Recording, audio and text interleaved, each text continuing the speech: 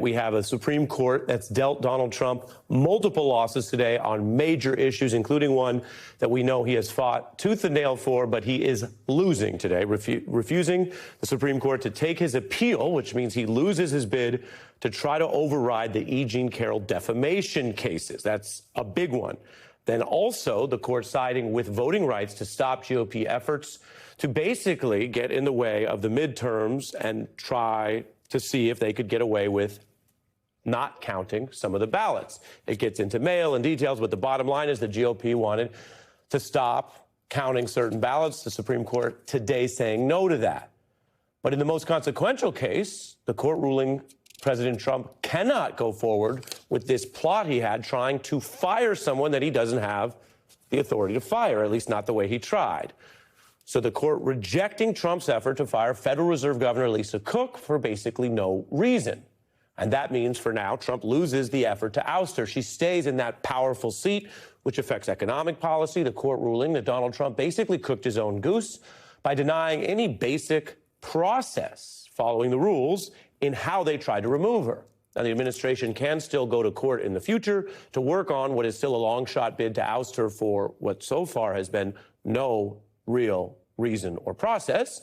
Today, that's a big loss. The decision, a 5-4 split, Republican appointee Chief Justice Roberts and Republican appointee Brett Kavanaugh joining the court's liberals in stating our Constitution creates 3 branches, but only 1 president. That president is not all powerful, not by any means. If that theme is familiar, it is how so many of these cases and controversies have gone. In Trump's first term, he was not trying to do this in every direction. And we saw him face rulings that trimmed and sometimes reset his powers. We saw that on the so-called travel ban. In the second term, they've been trying everything. And at times they've gotten away with more. And they've gotten away in the short run where they sort of do it and see what happens. This is a big deal today because the Supreme Court, at least on the Fed issue, says you don't have that kind of power. So they are telling Trump he is powerless to oust this federal official the way he tried, and that's a big loss. But, as is often the case with this Supreme Court, it's not all consistent, and it's certainly not all anti-Trump. So whether you consider this good news or not, I'm going to give you the full rundown in plain English of what happened here so you understand some of the several cases, we hope. Because while the court upheld that independence for the Fed, and remember the logic I mentioned, the president's not all powerful. We don't have a one-person government. That's certainly not what the Constitution imagined. It then went in the opposite direction, undercutting that same principle, not just in, say, one other agency, but basically in all the other federal agencies. Justices ruling that Trump is basically a one-person government when it comes to these independent commissions, which for many decades, under congressional rules in both parties for a long time, have been independent for that very reason, that they're set up different than, say, the cabinet. And yet now the justices say that Trump gets a power that they didn't say Biden had, they didn't say Obama had. Trump has the power, they say, to fire key independent commissioners, like at the FTC and other independent agencies, raising the question of whether we're still going to call them that independent. This decision comes down along a familiar break. NPR notes it was a significant win for the Trump administration, a major expansion of the president's control over parts of the government once seen as a check on his powers. The Washington Post, which is owned by Jeff Bezos and is not exactly some raging set of Trump criticism in the news section, simply stated the obvious, that this is the largest change to the structure of government in the United States in, quote, decades. And so this is where we are tonight. Now, if you go online, you might go to one site and only hear part of the story. You might hear the pro-Trump part, the part that's positive for his power, or you could go to another website, another podcast, and they might focus on the other part. Here, we are going to try to show all parts of what the Supreme Court's really doing, and you could make up your own mind about it. I will just tell you that it is glaringly inconsistent. Yeah, I happen to be someone who went to law school. You can hold that against me or not, but in law school, they talk a lot about precedent and jurisprudence, and the lower courts generally follow that. The Supreme Court is different because it can do what it wants, and lately, it's been doing a lot of what it wants, which turns out to be exactly what Donald Trump and MAGA want. Because Joe Biden clashed with independent parts of government. He followed the rules. They never popped up, and it's a very similar court, of course. We don't have new justices for most of the positions, they never popped up and said, you know what, let's give Joe Biden a lot more power over those independent agencies or student loans or what have you. And so then you say, okay, well, is this a shift where this is just a completely new doctrine? No, for the reasons I just told you. When it comes to the Fed, it's still got to be independent.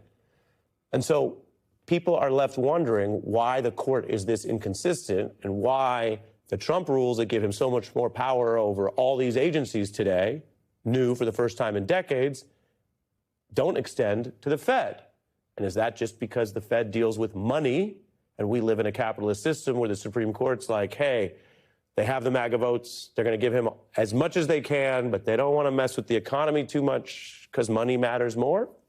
If there is a better argument for these rulings, I guess we'll have to find it in the days ahead. But there is a big tension here. I'm telling you that in plain English. As for the official who lost out today, here was her reaction.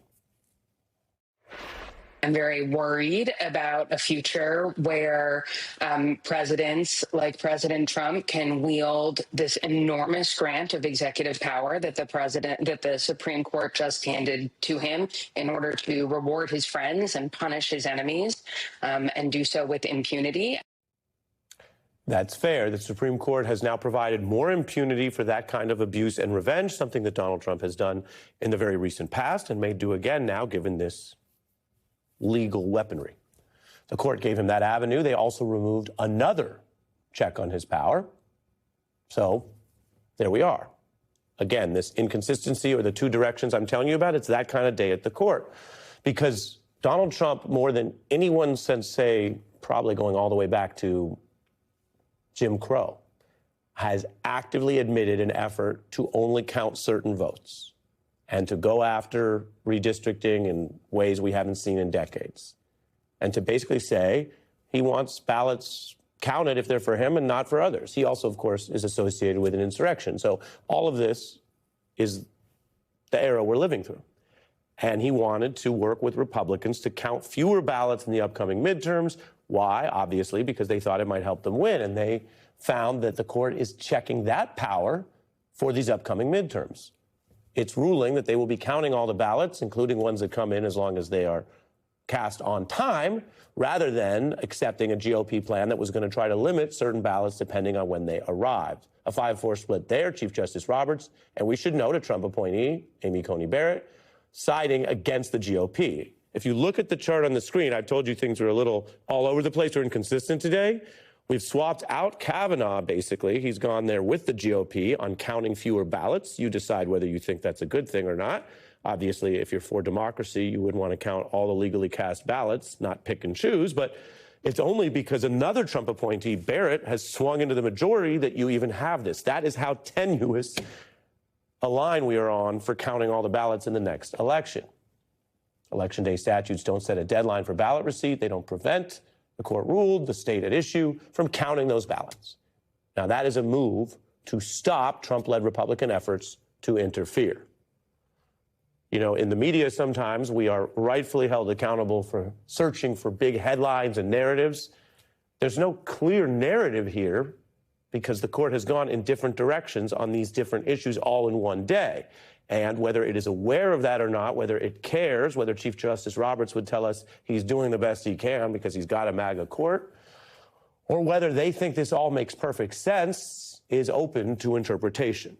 What I can tell you is they are handing Trump new powers that recent presidents haven't had over everything except the economy, which apparently they think is different. And when it comes to whether or not all the ballots will be counted, well, you can exhale a sigh of relief tonight. They will in the next election, but that's just by one vote.